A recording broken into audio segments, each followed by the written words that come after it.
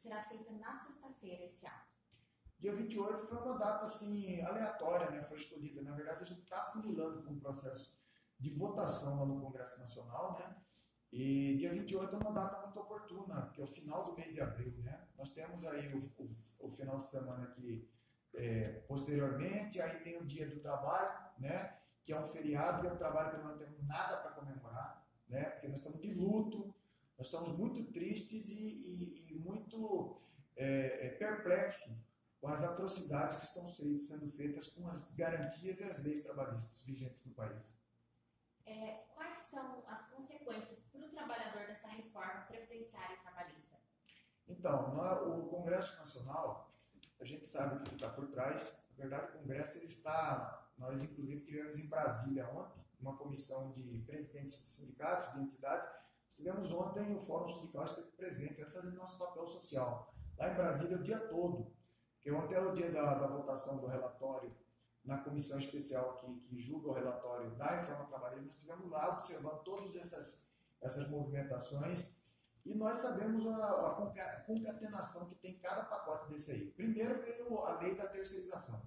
Na verdade, são ovinhos de serpentes chocados no ninho das serpentes, que a gente diz, né? Então, a terceirização ela precariza a geração de trabalho totalmente. Ela está concatenada à reforma trabalhista e à reforma da Previdência. A reforma da Previdência é o corte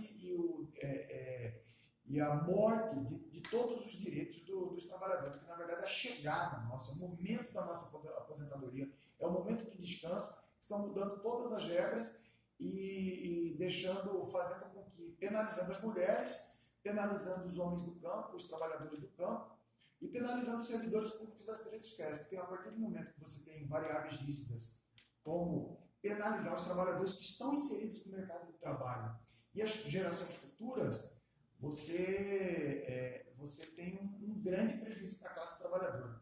E a reforma trabalhista está aí com várias variáveis, eu poderia ficar aqui com você elencando várias delas. Uma delas é prevalecer o negociado numa mesa com o trabalhador terceirizado, quarteirizado diretamente, sem a presença do sindicato, sem a presença do patrão, né? Sem garantia nenhuma. Inclusive estão querendo enfraquecer o sindicato, diminuindo a força do sindicato, né? Sem inclusive a presença do advogado. Você negociar isso aí.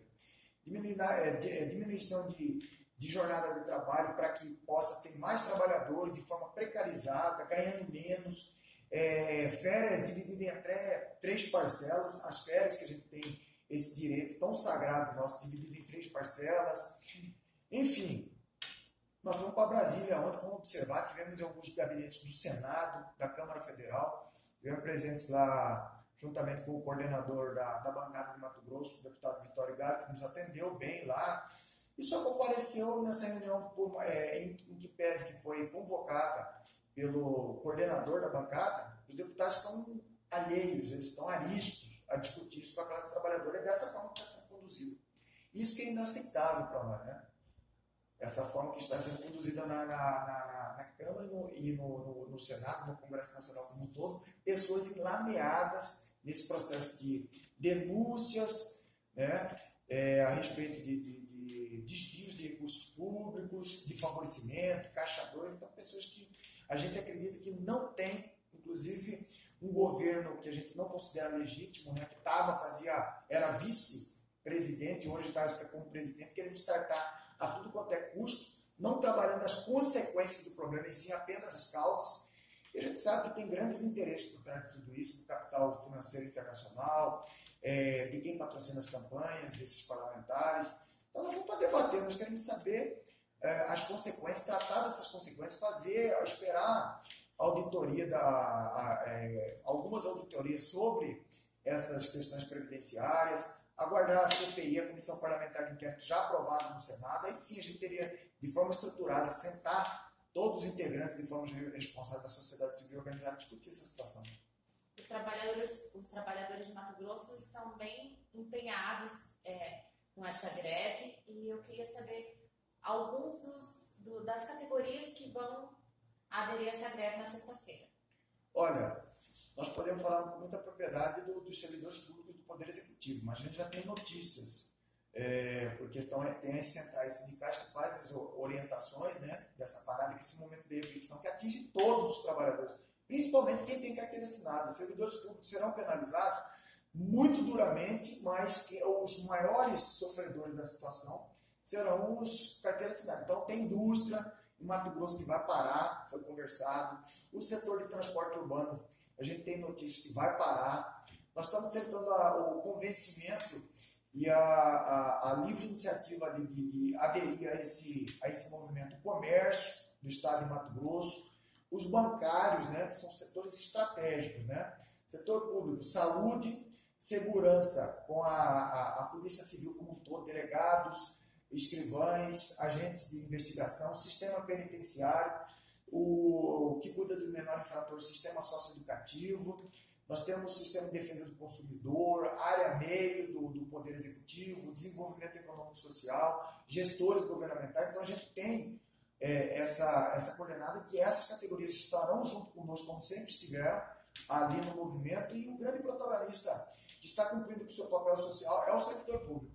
Justamente por isso que o governo, inclusive, falou em dar autonomia, que a gente sabe que é meio proposital, para que os governos dos estados façam suas reformas previdenciárias locais, quer dizer, quer separar a gente do movimento, desmobilizar, enfraquecer. Mas dia 28 é dia de luta, é um dia de manifestação, né? Manifestar a nossa insatisfação, ainda buscar um último entendimento, porque ainda vai para a votação. Esse projeto ainda vão para a votação na Câmara, vão para a apreciação do Senado, e nós vamos lutar até o fim contra, porque a nossa defesa é pela retirada. Nós não queremos que isso vire uma coisa de retalho. Do jeito que está, dá aparentemente, essa foi proposital, mandaram com gorduras, como a gente escutou da boca de alguns parlamentares federais, mandaram esses projetos com muita gordura e agora estão fazendo concessões já previstas, né, para chegar nesse formato ideal da reforma. Até agora, essa forma, a gente quer que retire, aguarde um novo mandato do novo presidente a partir de 2019, dos novos parlamentares, para a gente, de forma responsável, construtiva, porque a Previdência não vai falir amanhã, vai falir daqui a 2 anos. Nós precisamos, se precisa de reforma, vamos trabalhar isso de forma responsável e transparente. Além da paralisação, acontecerão alguns atos aqui em Cuiabá e no interior também. Eu queria que você falasse desse ato que vai acontecer em Cuiabá, na Praça Ipiranga, e quais são os polos que vão fazer esses atos também no interior. Nós temos grandes exemplos de luta aí no interior. O interior está muito bem organizado. Isso afeta todo mundo, afeta o campo, afeta os trabalhadores da cidade, servidores públicos das 3 esferas. Então, nós temos 141 municípios no estado, todos estão mobilizados. Nós teremos movimentos aí de grande e pequena proporção, mediante o tamanho do município, mas os grandes polos que a gente tem, como a exemplo de Rondonópolis, Tangará, Cáceres, Alta Floresta, Colíder, Sinop, Sorriso, terão grandes manifestações onde a gente está organizando esse movimento. Eles também têm uma organização sindical, os fóruns locais também, né, que eles se reúnem, onde farão suas manifestações de forma pacífica, mas de forma a estar manifestando a nossa insatisfação. E a outra estratégia que a gente vai adotar, em função de a gente perceber que os parlamentares não estão muito acessíveis a escutar o trabalhador, nós vamos começar a acompanhar esses parlamentares, como a gente tem a exemplo de alguns estados aí, que esses parlamentares estão sendo bem recebidos, não com violência, com nada disso, mas estão sendo bem recebidos a partir do momento que eles descem no aeroporto, que eles andam de cima para baixo do avião aí. Nós vamos começar a acompanhar e fazer com que eles provocar esse diálogo do trabalhador ali com esses parlamentares que estiverem chegando e partindo para Brasília. E para a gente finalizar, só para a gente reafirmar, o que os trabalhadores esperam com essa paralisação? Esperamos conscientização. O trabalhador tem um grande poder. O seu suor, o seu labor, a sua força mental, a sua força física. E ele tem um outro grande potencial e uma outra grande força, o nosso dedinho, o nosso voto.